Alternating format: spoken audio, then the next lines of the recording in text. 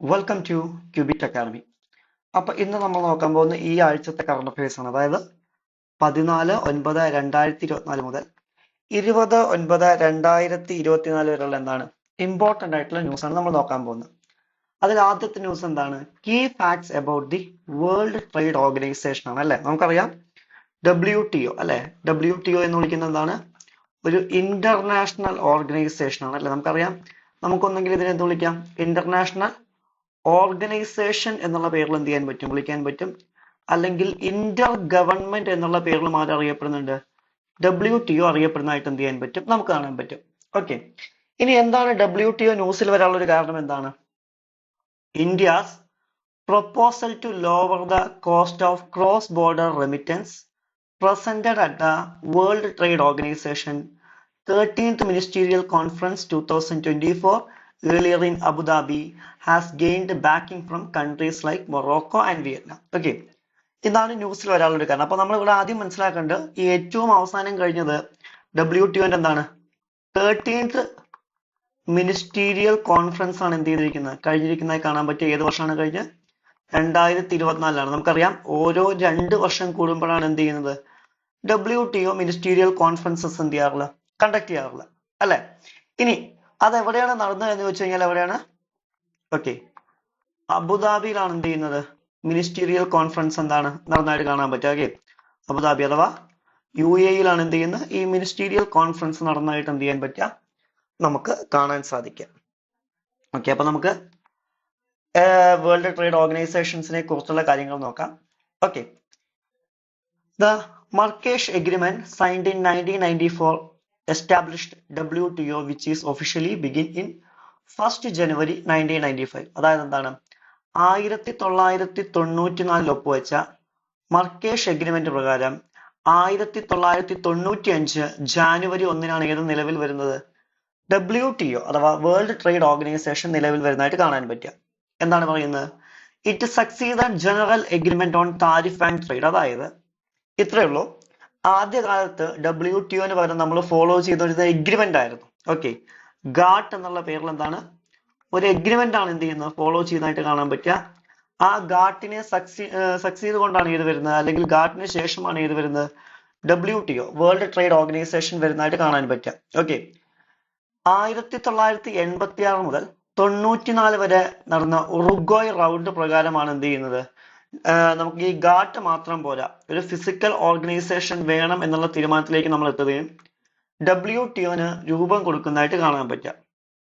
Okay, അപ്പോ ഗാട്ടിന്റെ കാലാവധി എത്രയാണ് എന്ന് ചോദിച്ചു കഴിഞ്ഞാൽ, അല്ലെങ്കിൽ ഗാട്ട് എത്ര കാലം ഉണ്ടായിരുന്നു എന്ന് ചോദിച്ചു കഴിഞ്ഞാൽ 1948 മുതൽ 1995 വരെയാണ് എന്ത് ചെയ്തിരുന്നത്?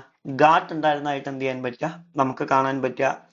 ഓക്കെ, നിലവില് 166 രാജ്യങ്ങളാണ് ആരുടെ മെമ്പേഴ്സ് എന്ന് വിളിക്കുന്നത്?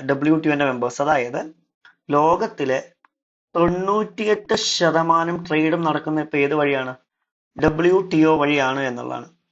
ഇനി WTO-ന്റെ സെക്രട്ടേറിയറ്റിലേക്ക് പോവുകയാണെങ്കിൽ ഇതിന്റെ ഹെഡ് ക്വാർട്ടേഴ്സ് എന്ന് പറയുന്നത് എവിടെയാണ്? ജനീവ, സ്വിറ്റ്സർലാൻഡ് ആണ് ഇതിന്റെ ഹെഡ് ക്വാർട്ടേഴ്സ്. WTO-ന്റെ എന്താണ് ഹെഡ് ക്വാർട്ടേഴ്സ് എന്ന് വിളിക്കുന്നത്. ഇനി ഈ ഹെഡ് ക്വാർട്ടേഴ്സിൽ അല്ലെങ്കിൽ എന്താണ് ആണ് പ്രധാനപ്പെട്ട നമ്മുടെ WTO-ന്റെ മീൻസ് ഏതൊരു സ്ഥാപനത്തിന്റെയും ഹെഡ് ക്വാർട്ടേഴ്സ് പോലെ തന്നെ പ്രധാനപ്പെട്ട തീരുമാനങ്ങൾ എടുക്കുന്നതായിട്ട് കാണാൻ പറ്റുക. ഇനി സെക്രട്ടേറിയറ്റിനെ ലീഡ് ചെയ്യുന്ന ആരാന്ന് ചോദിച്ചു കഴിഞ്ഞാൽ ആരാണ്? ഡയറക്ടർ ജനറൽ ആണ് എന്ത് ചെയ്യുന്നത്? ഇതിന്റെ സെക്രട്ടേറിയറ്റിനെ ലീഡ് ചെയ്യുന്ന അല്ലെങ്കിൽ അതിന്റെ ഓപ്പറേഷൻസിന്റെ ഒക്കെ എന്താണ് ഭാഗമാകുന്നതായിട്ട് എന്ത് ചെയ്യാൻ പറ്റുക? നമുക്ക് കാണാൻ സാധിക്കുക. ഇനി WTO-ന്റെ കീ പ്രിൻസിപ്പിൾസ് ഏതൊക്കെയാണെന്ന് ചോദിച്ചു കഴിഞ്ഞാൽ, ഒന്ന് മോസ്റ്റ് ഫേവേർഡ് നാഷൻ എന്നുള്ള സ്റ്റാറ്റസ് ആണ്. എന്താണ് പറയുന്നത്? It requires that any favourable trading terms offered to one member must be extended to all WTO members. അതായത് എന്ത് ചെയ്യാം? ഏതൊരു രാജ്യത്തിനും, ഇപ്പൊ X എന്നുള്ള രാജ്യത്തിന് അവരുടെ മോസ്റ്റ് ഫേവേർഡ് നാഷൻ, അതായത് ഏത് രാജ്യമായിട്ടാണ് ഏറ്റവും കൂടുതൽ ട്രേഡ് ചെയ്യുന്നത്, അല്ലെങ്കിൽ ഏത് രാജ്യമായിട്ടാണ് ഏറ്റവും കൂടുതൽ ഫ്രീ ട്രേഡ് എഗ്രിമെന്റുകൾ ഏർപ്പെടേണ്ടത്, ഓക്കെ, ഇത്തരം കാര്യങ്ങളൊക്കെ എന്ത് ചെയ്യാൻ പറ്റും? തീരുമാനിക്കാൻ എന്ത് ചെയ്യും? പറ്റും എന്നുള്ള ഇതിന്റെ പ്രത്യേകതയാണ് എന്നുള്ളതാണ്. അതുപോലെ തന്നെ നാഷണൽ ട്രീറ്റ്മെന്റ് എന്താണ് പറയുന്നത്? The principle mandates that once a product or service or intellectual property, നമുക്കറിയാം WTO വഴി നമ്മൾ ഡീൽ ചെയ്യുന്ന ഏതൊക്കെയാണ്? പ്രൊഡക്റ്റുകൾ, അതുപോലെ തന്നെ സർവീസസ്, ഇന്റലക്ച്വൽ പ്രോപ്പർട്ടി തുടങ്ങിയവയ്ക്ക് എന്ത് ചെയ്യുന്നുണ്ട്, നമ്മൾ WTO വഴി എന്ത് ചെയ്യുന്നുണ്ട്, ട്രേഡ് ചെയ്യുന്നതായിട്ട് കാണാൻ പറ്റും. It should received non discriminatory treatment compared to domestic product. അതായത് എന്താണ്, ഇതില് ഡൊമസ്റ്റിക് പ്രൊഡക്റ്റുമായിട്ട് യാതൊരു കമ്പാരിസണോ അല്ലെങ്കിൽ എന്താണ് ഒരു ഡിസ്ക്രിമിനേഷനോ കാണാൻ പറ്റില്ല. അതുപോലെ തന്നെ എന്താണ്, ഇമ്പോർട്ട് ഡ്യൂട്ടീസ് എന്ത് ചെയ്യാൻ പറ്റും, ചാർജ് ചെയ്യാൻ പറ്റും. പക്ഷെ അതൊരിക്കലും നാഷണൽ ട്രീറ്റ്മെന്റിന്റെ വയലേഷൻ അല്ല. ആൻഡ് ഓരോ 2 വർഷം കൂടുമ്പോഴാണ് ഇവരുടെ ഡിസിഷൻ മേക്കിംഗ് ബോഡി ആയിട്ടുള്ള എന്താണ് മിനിസ്റ്റീരിയൽ കോൺഫറൻസ് എന്താണ് സമ്മേളിക്കുന്നതായിട്ട് എന്ത് ചെയ്യാൻ പറ്റുക, നമുക്ക് കാണാൻ പറ്റുക എന്നുള്ളതും ഏതിന്റെ പ്രത്യേകതയാണ്, WTOന്റെ വേൾഡ് ട്രേഡ് ഓർഗനൈസേഷന്റെ എന്താണ് പ്രത്യേകതയാണ്. ഇനി ഏതൊക്കെ എഗ്രിമെന്റുകളുടെ അടിസ്ഥാനത്തിലാണ് WTO വർക്ക് ചെയ്യുന്നത് എന്ന് ചോദിച്ചു കഴിഞ്ഞാൽ, ഒന്ന് പ്രധാനമായിട്ടും 5 എഗ്രിമെന്റുകളുടെ അടിസ്ഥാനത്തിലാണ് WTO എന്ത് ചെയ്യുന്ന വർക്ക് ചെയ്യുന്നത്. ഏതൊക്കെയാണ്, general agreement on trade in services എന്ന് പറയുന്നത് എന്താണ് ആദ്യത്തെ എഗ്രിമെന്റ്. അതുപോലെ തന്നെ എന്താണ്, അഥവാ ഗട്ട്സ് എന്നുള്ള പേരിലാണ് അറിയപ്പെടുന്നത്. അതുപോലെ തന്നെ trade related aspect of intellectual property rights TRIMS, trade related investment measures TRIMS. അതുപോലെ തന്നെ എന്താണ് agreement on sanitary psycho sanitary measures SPS, agreement on agriculture. ഈ 5 എഗ്രിമെന്റുകളുടെ അടിസ്ഥാനത്തിലാണ് ആര് വർക്ക് ചെയ്യുന്നത്, WTO അഥവാ വേൾഡ് ട്രേഡ് ഓർഗനൈസേഷൻ എന്താണ് വർക്ക് ചെയ്യുന്നതായിട്ട് എന്ത് ചെയ്യാൻ പറ്റുക, നമുക്ക് കാണാൻ സാധിക്കാം. നെക്സ്റ്റ് ന്യൂസ് ആണ് എന്ത്, UNFCC എന്താണ് പറയുന്നത്, in the ആഫ്റ്റർമാത്ത് of the catastrophic landslides that recently impacted Kerala's Wayanad district, a critical disclosure has arisen regarding the eligibility of substantial entities to claim compensation through the loss of damage under the United Nations Framework Convention on Climate Change, UNFCC. Okay, ഇത് കാരണമാണ് എന്ത് ചെയ്യുന്നത്, ഇത് ന്യൂസിൽ വരാനുള്ള ഒരു കാരണം. Okay, നമുക്ക് നോക്കാം എന്താണ് UNFCCC എന്ന് പറഞ്ഞു കഴിഞ്ഞാൽ എന്താണ്. അതായത് എന്താണ്, ഇതൊരു സുപ്രീം ഡിസിഷൻ മേക്കിംഗ് ബോഡിയാണ്. ഇത് UNFCCC എന്നുള്ള പേരിൽ എന്ത് ചെയ്യുന്നത് അറിയപ്പെടുന്നത്. അതുപോലെ തന്നെ meets on Bonn secretariat unless the party offers to host the session ആണ്. എല്ലാ വർഷവും മീറ്റിംഗ് സംഘടിപ്പിക്കാറുണ്ട്. ആദ്യത്തെ മീറ്റിംഗ് നടക്കുന്ന 1995-ലാണ്. ഓക്കെ, ശ്രദ്ധിക്കുക, ഇതില് എല്ലാ മീറ്റിംഗും എന്താ നമ്മൾ പഠിച്ചു വെക്കേണ്ട ആവശ്യമില്ല. പക്ഷെ ഓരോ മീറ്റിംഗും എവിടെ നടന്നു എന്നുള്ളത് നമ്മൾ നോക്കണം. COP3 1997 നടക്കുന്നത് എവിടെയാണ്, കൊയ്റ്റോ ജപ്പാനിലാണ്. COP7 2001 എവിടെയാണ്, മർക്കഷ് മൊറോക്കോയിലും. COP8 2002 ന്യൂഡൽഹി ഇന്ത്യയിലും. COP15 2009 comprehension ഡെൻമാർക്കിലും. COP14 2008 എന്താണ് പോസൺ ഐലാൻഡിലും. COP13 2007 എവിടെയാണ്, ബെയിൽ ഇന്തോനേഷ്യയിലാണ് നടക്കുന്നത്. അതുപോലെ തന്നെ COP13 നടക്കുന്നത് നമ്മൾ പറഞ്ഞു. ഓക്കെ, അതുപോലെ തന്നെ COP16 നടക്കുന്നത് എവിടെയാണ്, മെക്സിക്കോയിലാണ്. And COP18 2000 Doha ഖത്തറിലും. COP19 എന്താണ് മാർസോ പോളണ്ടിലും. COP24 എവിടെയാണ്, Katowice Poland. And COP21 France. And COP26 UK നടക്കുന്നതായിട്ട് എന്ത് ചെയ്യാൻ പറ്റുക, കാണാൻ പറ്റുക. ഇനി ഏറ്റവും അവസാനം നടന്ന മീറ്റിംഗ് COP27 ആണ്. 2020 എവിടെയാണ്, ഷം ഇൽ ഷെയ്ഖ് ഈജിപ്തിലാണ്. ഓക്കെ, ഇതിലാണ് ലോസ് ഓഫ് ഡാമേജ് ഫണ്ട് എന്നുള്ള ആശയം. അതുപോലെ തന്നെ USD 3.1 plan for every warming systems. അതുപോലെ തന്നെ G7 global shield financial stability facility disasters കൊണ്ടുവന്നു. അതുപോലെ തന്നെ ആഫ്രിക്കൻ കാർബൺ മാർക്കറ്റ് ഇനിഷ്യേറ്റീവ്. അതുപോലെ തന്നെ action for water adoption and reliance ഇതിന്റെ ഭാഗമാണ്. Mangrove alliance. അതുപോലെ തന്നെ India's long term low emission development സ്ട്രാറ്റജിയും ഇതിന്റെ ഭാഗമായിട്ടാണ് വരുന്നതായിട്ട് കാണാൻ പറ്റും. ഓക്കെ, ഇത് ജസ്റ്റ് നമ്മൾ എവിടേക്കാണ് പ്രധാനപ്പെട്ട മീറ്റിങ്ങുകൾ നടന്നത് എന്നുള്ള കാര്യം മാത്രം എന്ത് ചെയ്താൽ മതി, നമ്മൾ നോക്കി വെച്ചാൽ മതി എന്നുള്ളതാണ്. ഓക്കെ, നെക്സ്റ്റ് വൺ ആണ് ഇത് മിഷൻ മോസം. എന്താണ്, recent the Union Cabinet has approved Mission MOSAM with an outlay of Rs 2000 crore over the next 2 years, enhance the India's ability to predict and respond to the extreme weather events and impact of climate change. Okay, എന്താണ് mission mausam, അല്ലെങ്കിൽ ഇതിന്റെ focus area എന്ന് വിളിക്കുന്നത് എത്രയാണ്, ഇതിന്റെ focus area എന്ന് വിളിക്കുന്നത് എന്താണ്, it includes accuracy modelling, radar, satellite and accurate അഗ്രോമെന്റ് ഫോർകാസ്റ്റ് ആണ്. ഇനി ഇതിന്റെ കോമ്പോണൻസ് എന്തൊക്കെയാന്ന് വെച്ച് കഴിഞ്ഞാൽ എന്താണ്, deployment of next generation radars and satellite system with advanced centres, അതുപോലെ തന്നെ development of enhanced earth system models, അതുപോലെ തന്നെ a GIS based automated decision supporting system for real time data sharing ഒക്കെ ഇതിന്റെ ഭാഗമാണ്. ഇനി ഇതിന്റെ ഇംപ്ലിമെന്റേഷൻ ആൻഡ് സപ്പോർട്ട് പറയുകയാണെങ്കിൽ എന്താണ്? The mission will be implemented by the India meteorological department IMD, Indian institute of tropical meteorology and the national centre for the medium range weather forecasting, അതുപോലെ തന്നെ 3 key institutions under the ministry of earth sciences ഒക്കെ ഏതാണ്? ഇതിന്റെ ഭാഗമാണ്. അവരാണ് implementation ഒക്കെ ചെയ്യുന്നത്. ഇതിന്റെ സെക്ടേഴ്സ് ബെനിഫിറ്റ്സ് ആരൊക്കെയെന്ന് വെച്ച് കഴിഞ്ഞാൽ എന്താണ്? It will improve monitoring and early warning systems in like agriculture, അതുപോലെ തന്നെ എന്താണ് ഡിസാസ്റ്റർ മാനേജ്മെന്റ്, അതുപോലെ തന്നെ ഡിഫൻസ്, അതുപോലെ തന്നെ while operating energy water resources management തുടങ്ങിയ കാര്യങ്ങളിലൊക്കെയാണ് ഇവരുടെ പ്രധാനപ്പെട്ട എന്താണ് സെക്ടറൽ ബെനിഫിറ്റ്സ് എന്ത് ചെയ്യാൻ പറ്റുക, നമുക്ക് കാണാൻ പറ്റുക എന്നുള്ളതും, അതുപോലെ തന്നെ സസ്റ്റൈനബിൾ ടൂറിസത്തെ പ്രൊമോട്ട് ചെയ്യുക എന്നുള്ളതും ഇതിന്റെ ലക്ഷ്യമാണ് എന്നുള്ളതാണ്.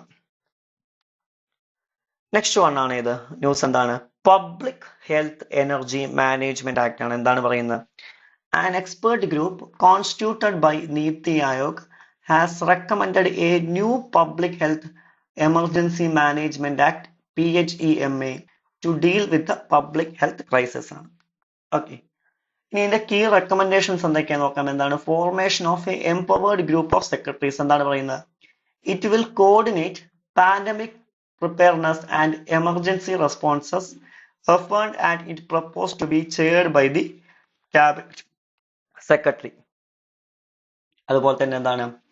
Implementation of score card mechanism, അതായത് എന്താണ്? A structured score card will be track progress against key target to ensure preparedness and responsiveness ആണ്. അതുപോലെ തന്നെ എന്താണ്?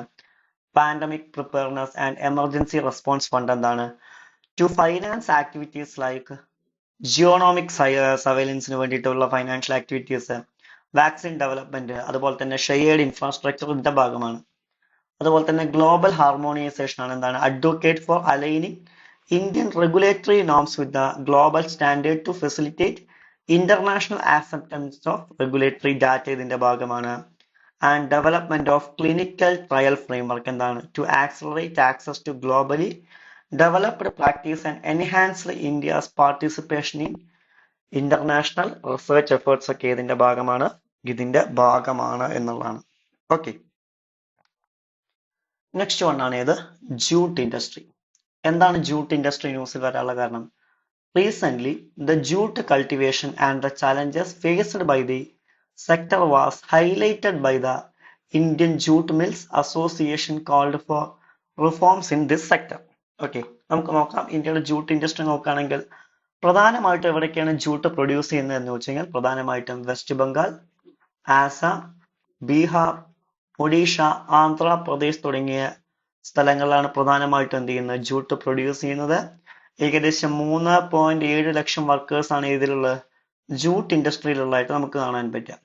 ഓക്കെ, ഇനി ഏകദേശം ജൂട്ടിന്റെ ക്വാണ്ടിറ്റി നോക്കുകയാണെങ്കിൽ ഓക്കെ, നമ്മൾ ബെയിലാണ് കണക്കാക്കുക. 1 ബെയിൽ എന്ന് പറഞ്ഞാൽ 217.72 കിലോ ആണ്. അത് 2018-19 എത്ര? 72 ബെയില്. 2019-20 68 Bale, 20-21 60 ബെയിലും, 21-22 90 ബെയിലും, 22-23 estimated 95 ബെയിലുമാണ്. ഓക്കെ, ഇനി പ്രധാനമായിട്ടും എവിടെയാണ് കൂടുതൽ ജൂട്ട് എന്ത് ചെയ്യുന്നത്? പ്രീവിയസ് ഇയറിലെ കണക്ക് വെച്ചിട്ട് ഇൻക്രീസ് ചെയ്യുന്നത് എന്ന് ചോദിച്ചു കഴിഞ്ഞാൽ എവിടെയാണ്? ഒന്ന് ഇറ്റലിയിലാണ് 1%, Japan 2%, Spain 3%, Germany 4%, UK 5%, Netherland 5%, Ghana 9%, France 10%, USA 23%, ബാക്കി others എന്താണ്? 35%. ഓക്കെ, ഇനി 2021-2022 കണക്ക് നോക്കുകയാണെന്നുണ്ടെങ്കിൽ ഏകദേശം എന്താണ്? 107.13 മില്യൺ US$ ഇമ്പോർട്ട്സ് ആണ് ജൂട്ടിന്റെ മേലെ നടന്നിട്ടുള്ളതായിട്ട്, ടോട്ടൽ വേൾഡ് വൈഡ് നടന്നിട്ടുള്ളതായിട്ട് എന്ത് ചെയ്യാൻ പറ്റുക? നമുക്ക് കാണാൻ പറ്റുക എന്നുള്ള ഏതിന്റെ പ്രത്യേകതയാണ്? ജൂട്ടിന്റെ എന്താണ് പ്രത്യേകതയാണ് എന്നുള്ളതാണ്. നെക്സ്റ്റ് ന്യൂസ് ആണ് എന്ത്? Key developments in India's digital public infrastructure ആണ്. എന്താ news? During its G20 presidency, India advanced digital public infrastructure (DPI) as a pivotal tool for fostering inclusive and sustainable development through technological innovation. Okay. ഇതാണ് key developments in India's digital public infrastructure എന്നുള്ള പേരിൽ news വരാൻ കാരണം. അതായത് digital ഇൻഫ്രാസ്ട്രക്ചറുമായിട്ട് എന്തൊക്കെ key initiatives ആണ് India കൊണ്ടുവന്നത് എന്ന് ചോദിച്ചു കഴിഞ്ഞാൽ ഏതൊക്കെയാണ്? ഒന്ന് യുണൈറ്റഡ് പേയ്മെന്റ് ഇന്റർഫേസ് ആണ് UPI, അതുപോലെ തന്നെ Aadhaar ecosystem, open network for the digital commerce, അതുപോലെ തന്നെ accounts aggregator framework, Ayushman Bharat digital mission, e Sanjeevani, digital India Bhashini, digital rupee, government e marketplace ഒക്കെ എന്താണ്? ഡിജിറ്റൽ ഇന്ത്യയുമായിട്ട് ബന്ധപ്പെട്ടിട്ട് എന്ത് ചെയ്യാണ് ഗവൺമെന്റ് കൊണ്ടുവന്നിട്ടുള്ള എന്താണ് പ്രധാനപ്പെട്ട എന്താണ് ഇനീഷ്യേറ്റീവ്സ് ആണ്. ഓക്കെ, അപ്പോൾ ഓർത്തുവയ്ക്കുക, ഇത്തരം ഇനീഷ്യേറ്റീവ്സ് ആണ് ഇതുമായി ബന്ധപ്പെട്ട് വരുന്നത് ഡിജിറ്റൽ ഇന്ത്യയുമായി ബന്ധപ്പെട്ട് വന്നിരിക്കുന്നതായിട്ട് എന്ത് ചെയ്യാൻ പറ്റുക നമുക്ക് കാണാൻ സാധിക്കുക. നെക്സ്റ്റ് വൺ ആണ് എന്ത്? Import judicial cases related to preventive detention.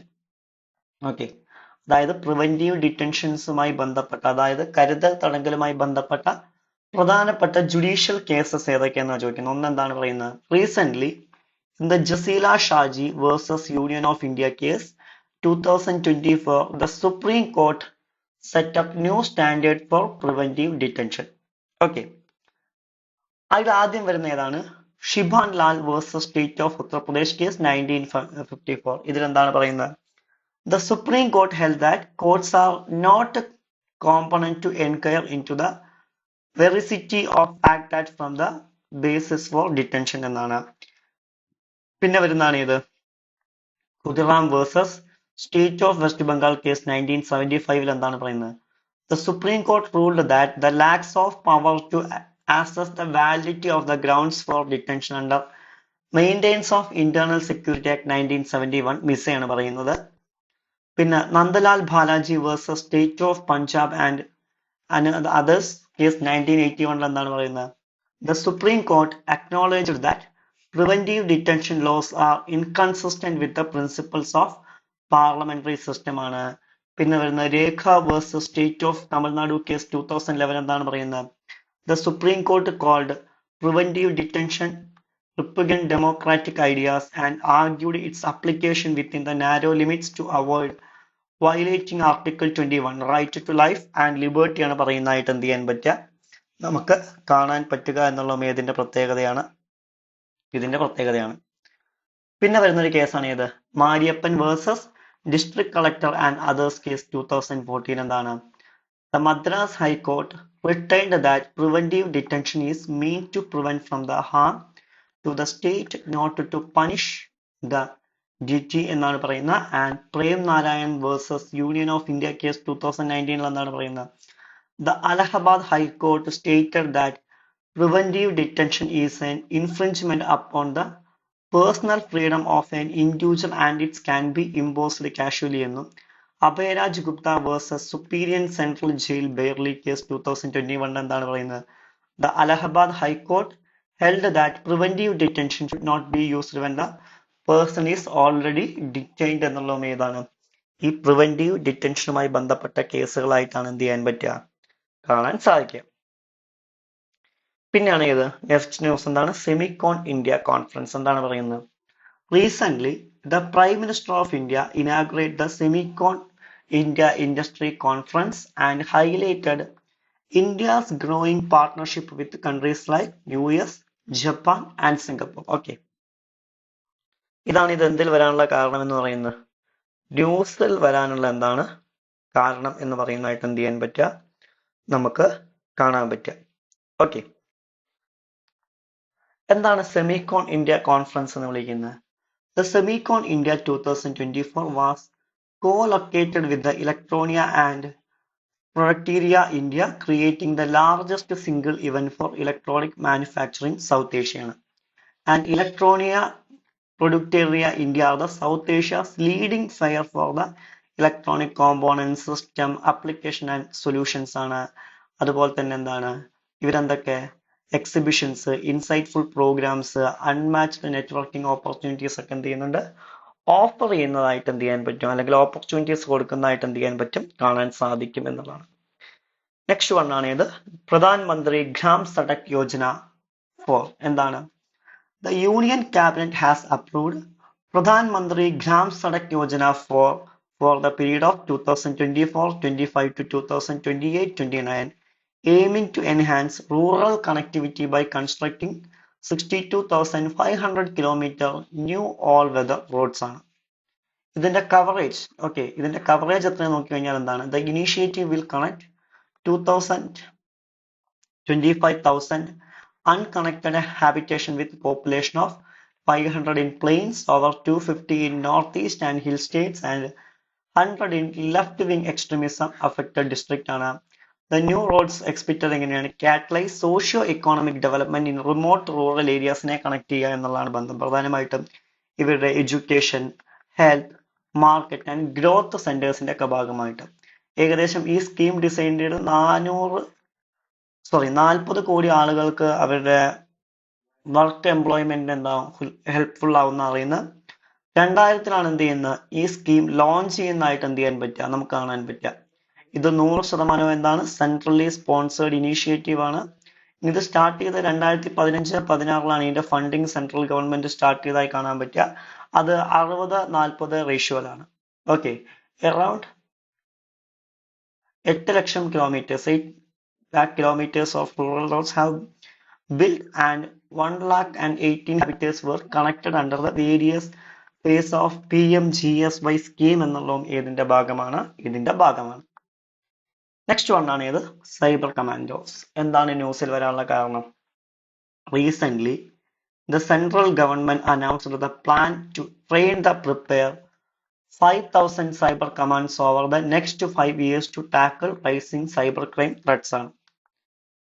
ഇതിനു വേണ്ടിയിട്ട് നമ്മൾ ലോഞ്ച് ചെയ്ത പ്ലാറ്റ്ഫോമുകൾ ഏതൊക്കെയാണ് എന്ന് പ്രധാനമായിട്ടും ചോദിക്കുകയാണെങ്കിൽ ഏതൊക്കെയാണ്? National cyber threat analytical unit, അതുപോലെ തന്നെ national crime reporting portal, national cyber crime forensic laboratory, national cyber crime training centres, joint cyber crime investigation task force, cyber crime ecosystem management unit, അതുപോലെ തന്നെ national cyber crime research and innovation സെന്ററും എന്താണ് ഇതിന്റെ ഭാഗമായിട്ട് എന്താണ് നമ്മൾ കൊണ്ടുവന്നവയാണ് എന്നുള്ളതാണ്. Next news ആണ് ഇത് മൺസൂൺ. ഓക്കെ, എന്താണ് മൺസൂൺ? എന്താണ് ഒരു ന്യൂസായി വരാനുള്ള ഒരു റീസൺ എന്താണെന്ന് നമുക്ക് നോക്കാം. ഓക്കെ, എന്തുകൊണ്ടാണ് ഇതൊരു ന്യൂസായി വന്നത്? Recently, researchers relieved that the decline of Arctic sea ice levels driven by climate change influencing the Indian summer monsoon rainfall ISMR, leading to increased variability and unpredictability. Okay, ഇതെന്താണ് ഒരു ന്യൂസായി വരാനുള്ള എന്താണ് റീസൺ എന്ന് വിളിക്കുന്നത്. Okay, അതായത് നമുക്ക് origin of monsoon നോക്കുകയാണെങ്കിൽ 2 concept ഉണ്ട്. ഒന്ന് എന്താണ്? തെർമൽ കൺസെപ്റ്റും ഒന്ന് ഡൈനാമിക് കൺസെപ്റ്റും. അതിൽ തെർമൽ കൺസെപ്റ്റ് ബൈ ഹാലി ആണ്. ഓക്കെ, എന്താണ് ഈ മൺസൂൺ എന്ന് പറയുന്നത്? എന്താണ്? ഹെട്രോജനസ് ക്യാരക്ടർ ആണ്, globally unequal distribution of land and watering ആണ്. അതുപോലെ തന്നെ differential heating cooling of continental and oceans ആണ്. അതിൽ പ്രധാനപ്പെട്ടാണ് ഇത് സൗത്ത് വെസ്റ്റ് സമ്മർ മൺസൂൺ. എന്താണ് ഇതിൽ സൺഷൈൻ എവിടെ കാണാൻ പറ്റുക? ട്രോപ്പിക് ഓഫ് ക്യാൻസർ ആണ്. അതുപോലെ തന്നെ ലോ പ്രഷർ സെന്റേഴ്സ് ആണ് കാണാൻ പറ്റുക near Baikal lake and Peshawar due to high temperature ആണ്. അതുപോലെ തന്നെ low temperature in southern hemisphere brings high pressure centre over Australia and Indian ocean ആണ്. And winds blow from high ocean to low pressure in Asia ആണ്. അതുപോലെ തന്നെ Ferrel's law and Coriolis's force turn these winds southwesterly ആണ്. അതുപോലെ തന്നെ they bring moisture from the Indian oceans to Indian subcontinent leading heavy rainfall ആണ്. ഇനി north east winter monsoon നോക്കുകയാണെങ്കിൽ എന്താണ് പറയുന്നത്? Sunshine over tropic of Capricorn ആണ് അല്ലെ. ഇവിടെ നമ്മൾ പറഞ്ഞു ഇവിടെ ട്രോപ്പിക് ഓഫ് ക്യാൻസർ ആയിരുന്നു, ഇവിടെ എന്താണ്? ട്രോപ്പിക് ഓഫ് കാപ്രിക്കോൺ ആണ്. brings high pressure centers near Baker Lake and the Perisher due to the low temperature ആണ്. and high temperature in southern hemisphere brings low pressure center over Australia and Indian Ocean ആണ്. and winds blow from high land to low pressure ocean in northeastern direction called returning monsoons എന്നുള്ളതിന്റെ പ്രത്യേകതയാണ്. ഇനി dynamic concept നോക്കുകയാണെങ്കിൽ എന്താണ് പറയുന്നത്? Monsoon originated due to shifting pressure of wind belt ആണ്. അതുപോലെ തന്നെ ഇന്റർട്രോപ്പിക്കൽ കവറേജ് ആണ് നമുക്കത് കാണാൻ പറ്റുക. Formed due to the convergence of NESC trade winds near equator and northern southern branches of ITC ആണ് known as the NITC SITC എന്നുള്ള പേരിലാണ് എന്ത് ചെയ്യുന്നത് ഇത് അറിയപ്പെടുന്നതായിട്ട് എന്ത് ചെയ്യാൻ പറ്റുക കാണാൻ പറ്റുക ഇത് സൗത്ത് വെസ്റ്റ് സമ്മർ മൺസൂൺ എന്താ പറയുന്നത്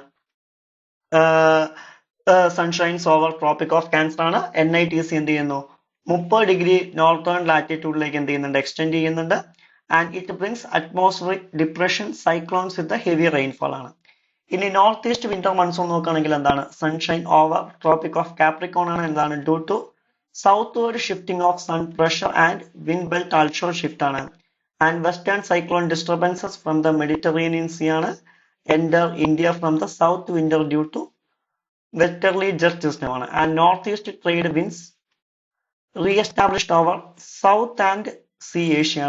These NE trades become the winter monsoons called returning monsoon and rains in the Andhra and Tamil region എന്താണ് ഇതിന്റെ ഭാഗമാണ് എന്നുള്ളതാണ് ഓക്കെ നെക്സ്റ്റ് ന്യൂസ് ആണ് എന്ത് ഇമ്പോർട്ടന്റ് ബാറ്റിൽസ് എന്താണ് ന്യൂസിൽ വരാൻ കാരണം recent a 35-foot statue of Chhatrapati Shivaji Maharaj unveiled at Rajkot Fort in the Malvan Sundardang district collapsed in less than a year. ഇതാണ് ന്യൂസ് ഇനി ഇതിൽ നമുക്ക് പ്രധാനമായിട്ട് നോക്കാനുള്ള ബാറ്റിലുകൾ ഏതൊക്കെയാന്ന് ചോദിച്ചു കഴിഞ്ഞാൽ ഏതൊക്കെയാണ് ബാറ്റിൽ ഓഫ് പ്രൊപ്പാഗഡ് 1659 ആണ് എന്താണ് between the Maratha forces lead by Chhatrapati Shivaji Maharaj and Adil Shahi general Afzal Khan ആണ് പിന്നെ വരുന്ന ഇമ്പോർട്ടന്റ് ആയ ഒന്ന് എന്താണ് ബാറ്റിൽ ഓഫ് സൂററ്റ് 1664 ആണ് എന്താണ് between Chhatrapati Shivaji Maharaj and Inayat Khan of Mughal governor ആണ് പിന്നെ വരുന്ന ഇമ്പോർട്ടന്റ് ആയ ഒരു ബാറ്റിൽ നമുക്ക് നോക്കാനുള്ള ബാറ്റിൽ ഓഫ് പുരന്ദർ 1665 ആണ് എന്താണ് between Chhatrapati Shivaji Maharaj and Mughal commander Jai സിംഗും ആൻഡ് ബാറ്റിൽ ഓഫ് സംഗബർ 1969 എന്താണ് വരുന്നത് between the Mughal empire Maratha empire this was the last battle in which Maratha king Shivaji fought ആണ് എന്ത് ചെയ്യാൻ പറ്റുക നമുക്ക് കാണാൻ പറ്റുക എന്നുള്ള ഇതിന്റെ പ്രത്യേകതയാണ് എന്നുള്ളതാണ് നെക്സ്റ്റ് ന്യൂസ് എന്താണ് ആർട്ടിക്കിൾസ് റിലേറ്റഡ് ടു എമർജൻസി എന്താണ് the recent violences in Manipur has resigned the debate on the center-state relations and the center role in handling Manipur internal crisis, highlighting the use of emergency provisions in such situations. Okay.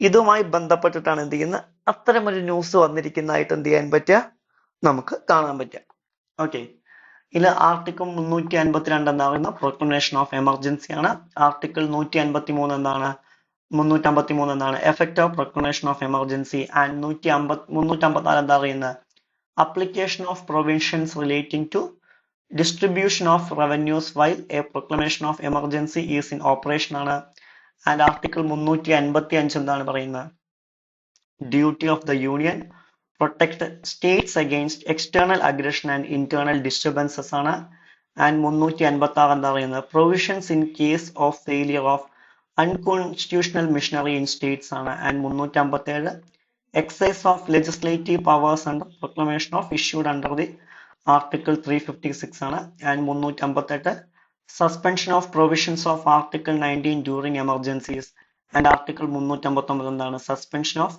enforcement of the right conferred by part 3 during emergencies ആണ് and 359A എന്താണ് പറയുന്നത് application of this part to state of Punjab ആണ് and 360 എന്താണ് provision as to financial emergency.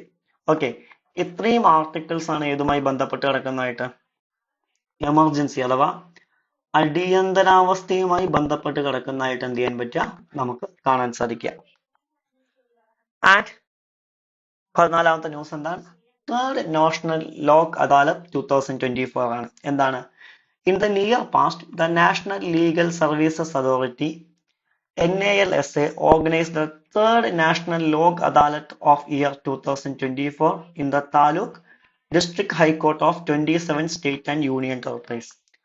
അതായത് എന്താണ് ഈ ലോക് അദാലത്ത് എന്നുകൊണ്ട് എന്താ ഉദ്ദേശിക്കുന്നത് The Lok Adalat or People's Court is a form designed for setting dispute either pending in court or plea litigation state through the compromise or applicable settlement ആണ് ഇതിൽ പ്രധാനമായിട്ടും third national ലോക് അദാലത്തിലെ highlights എന്തൊക്കെയാണ് ഒന്ന് number of cases settled ആണ്. Over 1.14 crore cases were resolved during the National Lok Adalat 2024 ആണ്. It big setup towards reducing the bargaining pendency in court ആണ്.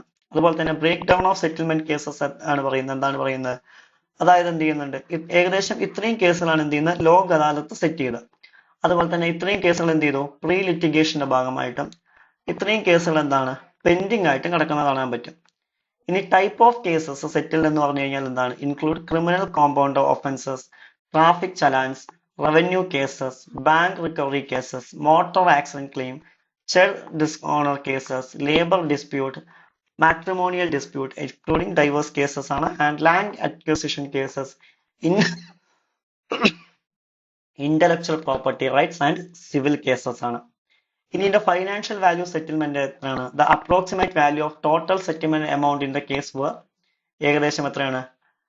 8482.08 crore ആണ്. And positive public response ആണ്. എന്താണ്? The events overwhelming participation, reflection strong public trust in Lok Adalat ആണ്.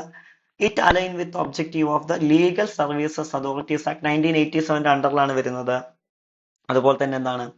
National legal services regulatory Lok Adalat regulations 2009 ഭാഗമായിട്ടും എന്ത് ചെയ്യുന്നത്? ഇത് വരുന്നതായിട്ട് എന്ത് ചെയ്യാൻ പറ്റും? നമുക്ക് കാണാൻ സാധിക്കും. ആൻഡ് നെക്സ്റ്റ് ന്യൂസ് എന്താണ്? What are the major commitments from key industry players in renewable energy capacity development ആണ്. ഓക്കെ, എന്താണ് ന്യൂസിൽ വരാൻ കാരണം? Recently, the Prime Minister inaugurated 4th Global Renewable Energy Investors Meetup Expo in Gandhinagar, Gujarat. Okay. ഇനി എന്താണ്? What are the major commitments from the key industry players in renewable energy എന്നുള്ളതാണ് ചോദ്യമായിട്ട് എന്ത് ചെയ്യാൻ പറ്റുക? കാണാം. ഏതൊക്കെയാണ് വരുന്നത് നമുക്ക് നോക്കാം. അപ്പൊ ഏതൊക്കെയാണ് വരുന്നത്? Reliance Industries committed to installing 100 gigawatt of renewable energy capacity 2030. അതുപോലെ തന്നെ NTPC pledged 41.3 gigawatt. Torrent Power Limited committed to 10 gigawatt by 2013. Renewable Power committed on installing 400 gigawatt by 2030. Currently it has commissioned a capacity of 10 gigawatt. Equally divided between solar and wind എന്നുള്ളതാണ് ഇതിന്റെ പ്രത്യേകതയാണ്. എന്നുള്ളതാണ്. Okay, അതൊക്കെ ഇതിന്റെ ഭാഗമായിട്ടാണ് എന്ത് ചെയ്യുന്നത്? വരുന്നതായിട്ട് എന്ത് ചെയ്യാൻ പറ്റുക? നമുക്ക് കാണാൻ സാധിക്കുക. ഓക്കെ, ഇനി റിന്യൂവബിൾ എനർജി നമ്മൾ ഏകദേശം പറയുകയാണെന്നുണ്ടെങ്കിൽ ഇന്ത്യ എന്ന് പറയുന്നതാണ് 3rd ലാർജസ്റ്റ് പ്രൊഡ്യൂസർ ആണ് റിന്യൂവബിൾ. അതിൽ 100 gigawatt renewable energy potential in India ഉണ്ട്. അതുപോലെ തന്നെ 168.96 gigawatt ഇൻസ്റ്റാൾഡ് ആണ്. 2023 ഫെബ്രുവരി 23 കണക്ക് പ്രകാരം 40% ഷെയർ കപ്പാസിറ്റി ഉണ്ട്. ഓക്കെ, 2070 ആകുമ്പോഴേക്ക് അച്ചീവ് സീറോ കാർബൺ എമിഷൻസ് ആണ്. 5 million tons ആണ് ഗ്രീൻ ഹൈഡ്രജൻ 2030 57 സോളാർ പാർക്ക് എന്താണ് ഇൻസ്റ്റാൾ ചെയ്യാം. 39.28 ഗിഗാവാട്ടിലേക്ക്. Wind energy offshore target 30 gigawatt ആണ് 2030 എന്ത് ചെയ്യാൻ പറ്റുക? നമുക്ക് കാണാൻ പറ്റുക. നെക്സ്റ്റ് വൺ ആണ് എന്താ? India status report on road safety 2024. എന്താണ്? According to India status report on road safety 2024, IIT Delhi highlights India's slow progress towards meeting international goals of reducing road accident facilities ആണ്. Okay, ഇതിന്റെ metrology report നോക്കുകയാണെങ്കിൽ എന്താണ് പറയുന്നത്? The report evaluates the road safety in India utilizing data from First Information Reports FIRs across 6 states ആണ്. Haryana, Jammu Kashmir, Ladakh, Punjab, Rajasthan, Uttarakhand and Uttar Pradesh ആണ്. Alongside audits of state complaints with the Supreme Court mandate on road safety governance ആണ്. ഇനി ഇതിന്റെ findings എന്തൊക്കെയാണ് നോക്കുകയാണെങ്കിൽ 2024 പ്രകാരം road traffic injuries were 13th leading cases of mortality in India and the 12th leading cases of health loss as measured disability adjusted life years ആണ്. Okay, ഇനി India's performing globally നോക്കുകയാണെങ്കിൽ എന്താണ്? Most Indians stated unlikely to meet United Nations Decade of Action for Road Safety objective, which aims to traffic-related death ആണ് 2030 കാണാൻ പറ്റുക. And the report presents a comparison between India and developed countries such as Sweden and other Scandinavian nations, which has demonstrated exemplary road safety governance ആണ്. Next വന്നാണ് ഇത് pilgrim corridor project. എന്താണ് ഈ pilgrim corridor project എന്ന് പറഞ്ഞു കഴിഞ്ഞാൽ എന്താണ് നമുക്ക് നോക്കാം. The Union Budget 2024-25 revealed a plan to develop corridors project for the Vishnupur temple at Gaya and Mahadobi temple at Bodh Gaya in Bihar.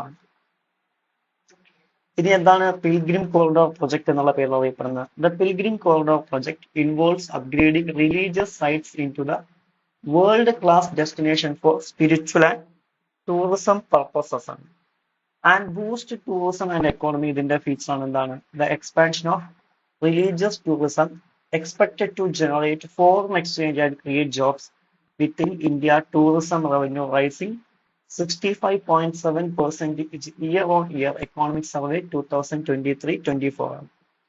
And preservation and restoration നോക്കുകയാണെങ്കിൽ project like Kashi Vishnuchat corridor expand and restore temple areas including smaller temples like Shridha Maka and Shriram temple ആണ്. And enhanced visitor experience എന്താണ്?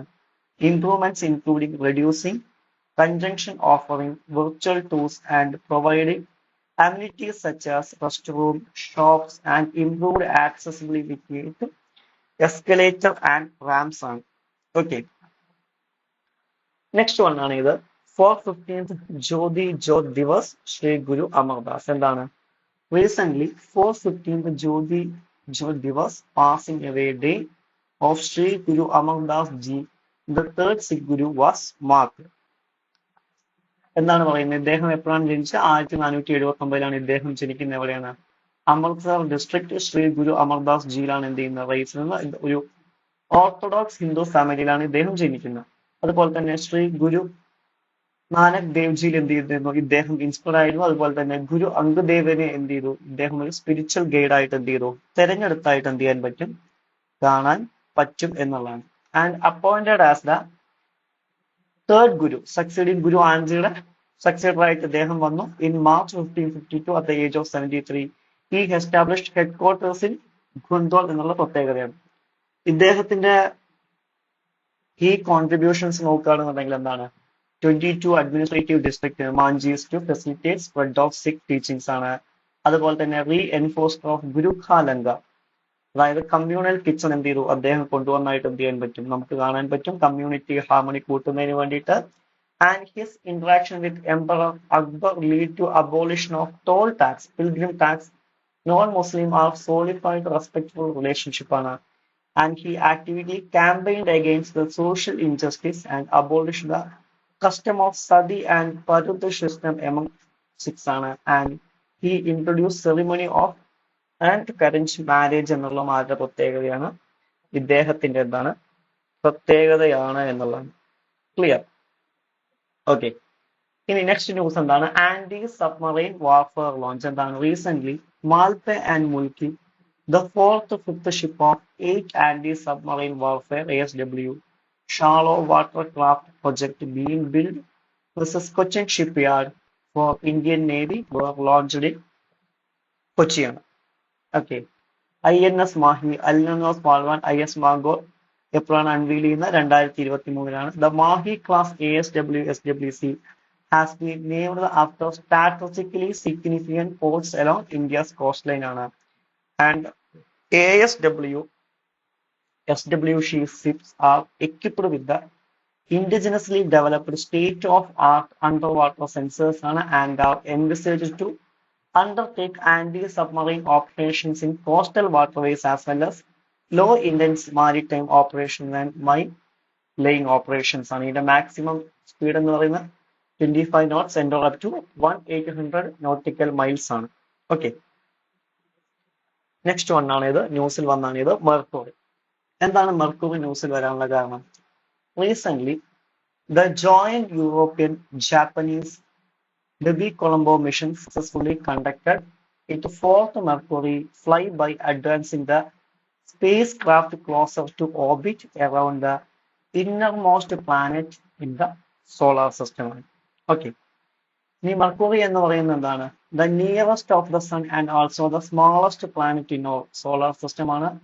Although Mercury is the closest to Sun and not the hottest planet, and the distinction goes to Venus due to thick atmosphere and സ്വന്തം satellite ഉണ്ട് ഏകദേശം എന്താണ് 88 earth days to complete a rotation എന്നുള്ളതാണ്. നമ്മൾ ഇതിന്റെ order തീർച്ചയായിട്ടും പഠിച്ചു വെച്ചിരിക്കണം. ചിലപ്പോൾ ചോദിക്കാൻ സാധ്യത സോളാർ സിസ്റ്റത്തിൽ. ഫോർ എക്സാമ്പിൾ ആദ്യം വരുന്ന ഏതാണ്? സണ്ണ്, പിന്നെ ഏതാണ്? Mercury, Venus, Earth, Mars, Jupiter, Saturn, Uranus, Neptune. Okay, ഇതാണ് ഏതിന്റെ ഓർഡർ എന്ന് വിളിക്കുന്നത്? ഇതിന്റെ ഓർഡർ എന്ന് വിളിക്കുന്നത്. ഓക്കെ, നെക്സ്റ്റ് വൺ ആണ് ഏത്? Current state of tea industry in India. എന്താണ് ന്യൂസിൽ വരാൻ കാരണം? The tea industry has been vice prince of around 30% of the Assam and West Bengal teas due to drop in the tea production 2024. Okay, ഇതാണ് ഇത് ന്യൂസിൽ വരാനുള്ള reason. ഇനി നമ്മൾ അതിന്റെ റീസെന്റ് ട്രെൻഡ്സ് നോക്കുകയാണെങ്കിൽ ഡ്രോപ്പ് ഇൻ ട്രീ പ്രൊഡക്ഷൻ എന്താണ്? Tree production has dropped in West Bengal and Assam by 21% and 11% respectively in 2024 ആണ്. അതുപോലെ തന്നെ 30% ഇൻക്രീസ് ഇൻ ഡൊമസ്റ്റിക് പ്രൈസസ് ആണ്. And loss of premium product എന്താണ്? The loss of crop primarily belongs to first and second show of monsoon, considered the best quality teas of the year, further affecting the industry profitability and cash flow. And export market decline. Export prices have fallen by 4% this year. And pending subsidies from the tea board. എന്താണ്? The tea industry has been waiting for the due subsidies from the tea borders for the development work carried out the recent years. The non-receipt of subsidies has added the financial burden, especially during year of reduced production in the land. Okay, next one is free. According to the recent estimate, based on the new methodology termed food recovery to avoid methane emissions, frame food banks play a crucial role in mitigating climate change by significantly reducing the green gas emissions in the land. ഈ frame എന്ന് പറയുന്നത് എന്താണ്? Design to quantify and mitigate എൻവയോൺമെന്റൽ impact of food loss and waste ആണ് through food recovery redistribution. The frame pilot in Mexico and Ecuador analyzed 6 community lead to the food banks and finding that they collectively prevented 860 metric tons of methane emissions in year, averaging 136 mt for food bank. And the methodology helps food bank track emissions from the food recovery, reducing greenhouse gases while improving food security, addressing the both environmental and social challenges in the land. Next one is the Engineers Day 2024. എന്താണ് news? Recently, the occasion of Engineers Day, the Prime Minister paid a tribute to Sir M. Visvesvaraya and extended his greeting to engineers for their contribution to innovation and program across various fields. ഇനി M വിശ്വേശ്വരയ്യയെ നോക്കുകയാണെങ്കിൽ അദ്ദേഹം എന്താണ്? 1861 September 15 കർണാടകയിലാണ് അദ്ദേഹം ജനിക്കുന്നത്. അദ്ദേഹം ഒരു eminent engineer ആയിരുന്നു, scholar ആയിരുന്നു ആൻഡ് സ്റ്റേറ്റ്മാൻ ആയിരുന്നു. അതുപോലെ തന്നെ അദ്ദേഹത്തിന്റെ ഗ്രാജുവേഷൻ എന്ന് പറയുന്നത് എന്താണ്? കോളേജ് ഓഫ് എഞ്ചിനീയറിംഗ് പൂനെ എന്നായിരുന്നു എന്നുള്ളതാണ്. ഇനി ഫ്ലഡ് കൺട്രോൾ ആൻഡ് ഇറിഗേഷനിലാണ് അദ്ദേഹത്തിന്റെ പ്രധാനപ്പെട്ട എഞ്ചിനീയറിംഗ് കോൺട്രിബ്യൂഷൻ. എന്താണ്? He is best work for pioneering work in flood control and irrigation project. His design of the Krishnaraja Sagar Dam in Mysuru revolutionized water storage and irrigation. അതുപോലെ തന്നെ automatic water ഫ്ലഡിങ്സ് ആണ്. In 1903 he developed innovative system for automatic water floodings which were installed in Khareshala Dam in Pune. And urban planning എന്താണ് പറയുന്നത്? Visvesvaraya planned a critical role in planning of city of Hyderabad, improving drainage and water supply systems ആണ്. ഇനി chief defence staff CDS നോക്കുകയാണെങ്കിൽ recently the chief defense staff CDS General Anil Chauhan released the joint doctrine of ambitious operations, the chiefs to staff committee meeting. Okay, ഇതാണ് news. ഇതിന്റെ background നോക്കുകയാണെങ്കിൽ 2001 എന്ത് ചെയ്യുന്നത്? Group of ministries എന്ത് ചെയ്യുന്നത്? നിലവിൽ എന്ത് ചെയ്യുന്ന ടാസ്ക് വിത്ത് സ്റ്റഡിയും കാർഗിൽ റിവ്യൂ കമ്മിറ്റി റിപ്പോർട്ട് പഠിക്കുന്നത്, റെക്കമെൻഡ് ചെയ്യുന്നത്. And after government recommendations, the preparation of the post CDS, the government crafted integrated defense staff in 2002. അതുപോലെ തന്നെ എന്താണ്? which was eventually served as CDS secretariat ആണ്. And 2012 the Nargesh Chauhan committee recommended the appointment of permanent chairman of chief staff committee as a midway to eliminate apprehensive over the CDS ആണ്. Finally, the post of CDS was created in 2019 on the recommendations of a committee of defense secretary headed by Lieutenant General D.B. Baker and General Bipin Rawat was the first CDS in the country was appointed in 31st December 2019. Next news ആണ് ഇത് industrial revolution relate ചെയ്ത news ആണ് കാരണം. Okay, industrial revolution നോക്കുകയാണെങ്കിൽ 1840 ഇത് ബ്രിട്ടനിൽ എന്ത് ചെയ്യുന്നത് സ്റ്റാർട്ട് ചെയ്യുന്നതായിട്ട് എന്ത് ചെയ്യാൻ പറ്റുക, നമുക്ക് എന്ത് ചെയ്യാൻ പറ്റുക, കാണാൻ സാധിക്കുക. And larger landlords include small farm production increase ചെയ്തു. അതുപോലെ തന്നെ first modern with political stability, അതുപോലെ തന്നെ സ്ട്രോങ് ബാങ്കിങ് സിസ്റ്റം വന്നു. കോമൺ സിംഗിൾ കറൻസി ഫെസിലിറ്റി എന്ത് ചെയ്തു, മാർക്കറ്റിൽ വന്നു. ടാക്സുകൾ റെഡ്യൂസ് ചെയ്തു. അതുപോലെ തന്നെ steam engine, spinning jenny, power loom ഒക്കെ കൊണ്ടുവന്നു. അതുപോലെ തന്നെ main industries textile, iron, coal mining ആയിരുന്നു. അതുപോലെ തന്നെ iron was crucial construction of cotton ആയിരുന്നു. അതുപോലെ തന്നെ labour supply, transaction innovative, key innovators ഒക്കെ എന്ത് ചെയ്തു, വർദ്ധിപ്പിച്ചു.